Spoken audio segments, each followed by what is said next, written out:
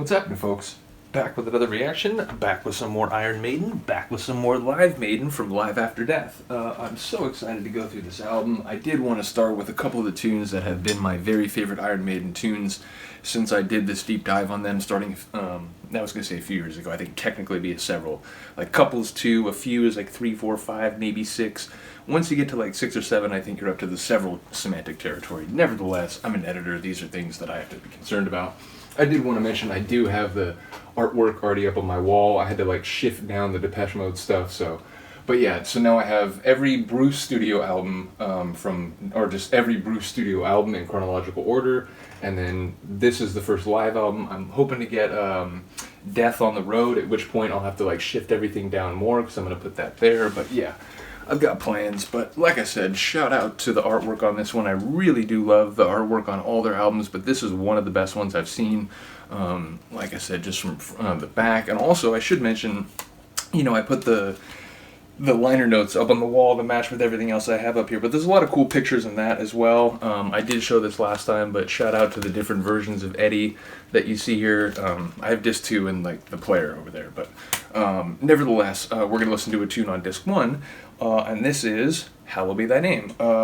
This is still probably my favorite Iron Maiden tune. I mean, it's hard because I've heard so many good ones now that it begins to be like 1A, 1A, 1A, 1A. Like, it's hard to distinguish between them, and especially because some of them are in very different, like, sonic walkways of the metal sound, so it is hard to compare, but for, like, nostalgic reasons, plus just the supreme quality, musically, lyrically, like, compositionally, this is a contender for first among equals for me. Like I said, this one and Rime of the Ancient Mariner, like, maybe are just like a millipercentage above the other ones, but yeah, regardless, I did want to give a shout out to the people who positively interacted with the original Hallowed Be Thy Name reaction I did. That was the first Iron Maiden reaction I did. I was sort of tentative. I noticed at the beginning I was sort of like comparing it to like other bands because I was like, hey, I do listen to a lot of bands. I'm sort of like newer in the world of Maiden, but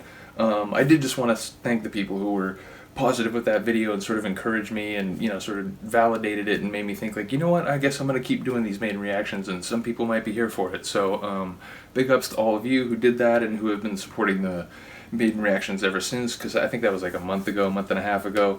I've done like maybe 18 or 19 Maiden reactions since, and it just seems like the Maiden fans are some of the coolest people here on YouTube, so shout out to all you. Anyway, here we go. This is Hallowed Be Thy Name on the Live After Death album from 1985. And this is this... One of them was in Long Beach. I'm trying to remember. Let me just check really quick online just to make sure. Okay, it says...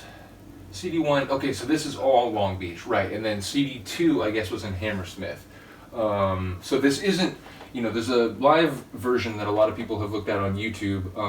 I know that one is in Hammersmith, but that is not this performance. This one is from Long Beach in 1985. No, sorry. Yes, 1985 in March, whereas the Hammersmith one was in 84. But yeah, here we go. Hallowed Be Thy Name by Iron Maiden on Live After Death.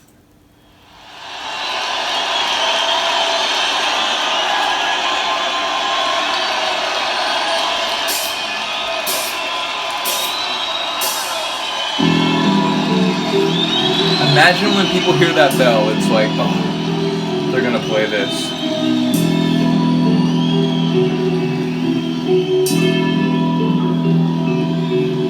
I'm waiting in my cold shell when the bell begins to chime,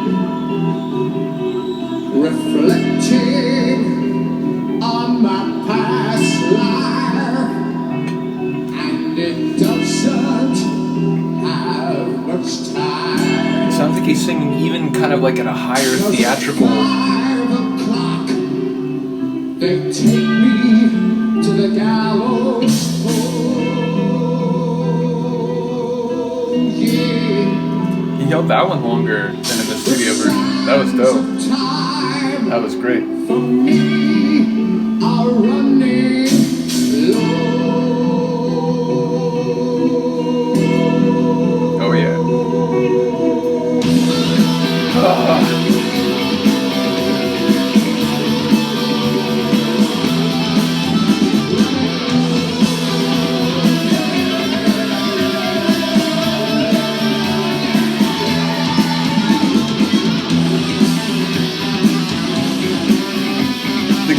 like lead into this felt a little different.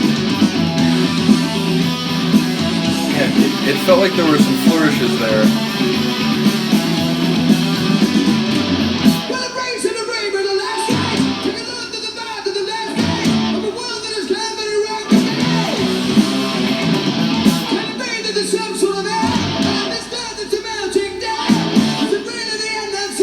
People have commented, and rightly so, his enunciation at that speed of singing is remarkable. I always love that line. Words escape me as I try to speak. Like, you want to say something, but you don't know what. Like, just help. Don't let this happen.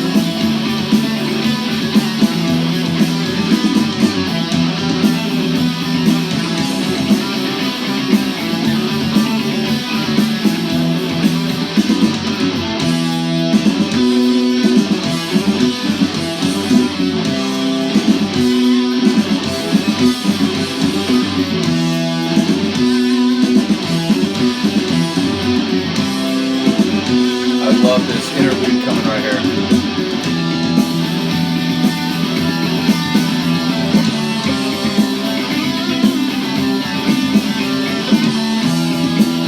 I do love the little, like, it's like a double hit, like right at the transition.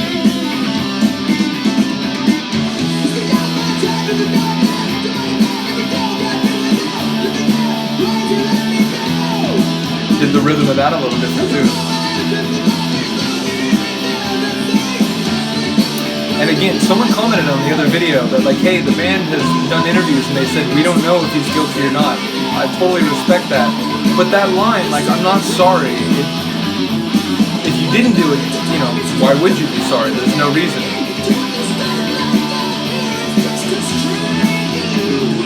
I got even more bluesy than in the studio version.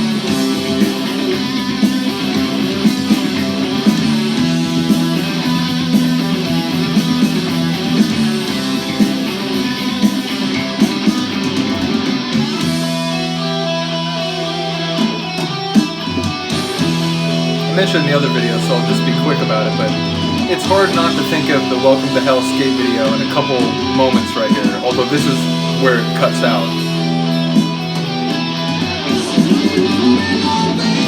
Come on.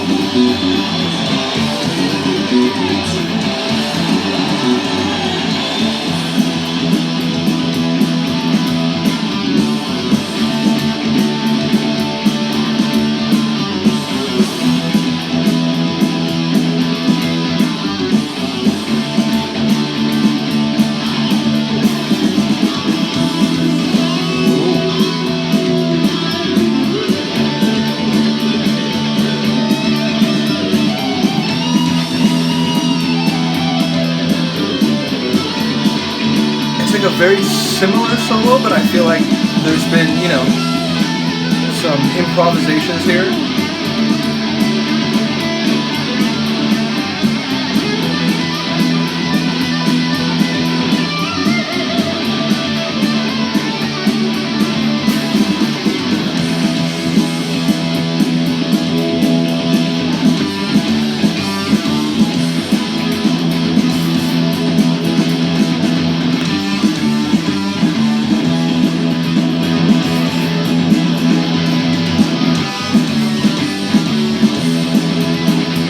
I love this interlude.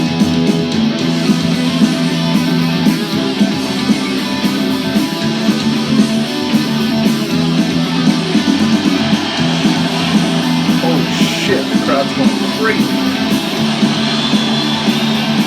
One can only assume Bruce must be, like, running around like a madman.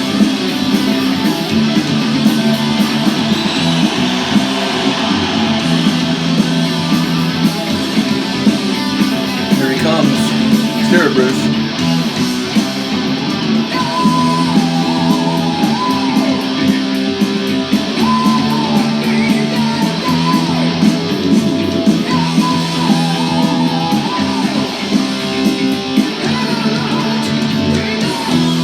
I love when he does that. Like, there's the straight, like, in the pocket, like hallowed be thy, but it like hallowed be thy name. Like he stretches and like he's still in rhythm overall, but he plays with it in the like bar.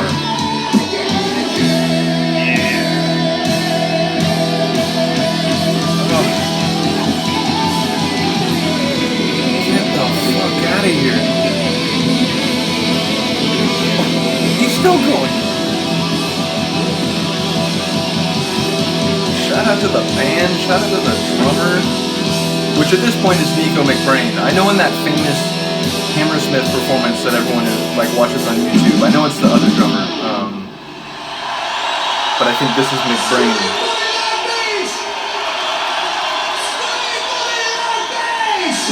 Come on! That's amazing. Oh my god. I can't wait to go through like 22 Acacia Avenue. Like there's so many songs that I love from them that are on this. Number of the Beast, Flight of Icarus. I'm a big fan of that, and I heard they didn't play that at a lot of shows, so I'm interested to hear that. 2 Minutes to Midnight, Aces High, The Trooper, Power Slave. It's a joke. It's like everyone on it. Children of the Damned. And then Phantom of the Opera, I've heard of their performance of this, I've never heard it, so once I realized I was going to get this album, if there was anything on there that I hadn't heard, it was like, oh, well, I'm not going to, like, seek it out right, like, I'm just going to wait till I get it, so, I've never heard the Phantom of the Opera, performance by them, but I am keen to hear it, so, yeah, let me know if there's that one or any of the other ones that, on this release that you'd like to hear reacted to. I'm probably going to get to all of them eventually. Like, I've been well aware since I started listening to Maiden, even though I decided just to go through the studio albums one by one. Even as I was doing that, I'm well aware that their reputation is that they're one of the few bands out in the world that actually sounds even better and more amazing live. And again, I'm going to see them later this year. I'm very excited about this. But, yeah, like, for most of what I've heard from them is the studio stuff, so I'm excited to do this, and like I said, I'll probably end up reacting to all of them, but do let me know if there's one you'd like to hear in particular. Other than that, thank you for listening and watching. I really do appreciate it. Have a good day, have a good night, and I will see you next time. Peace.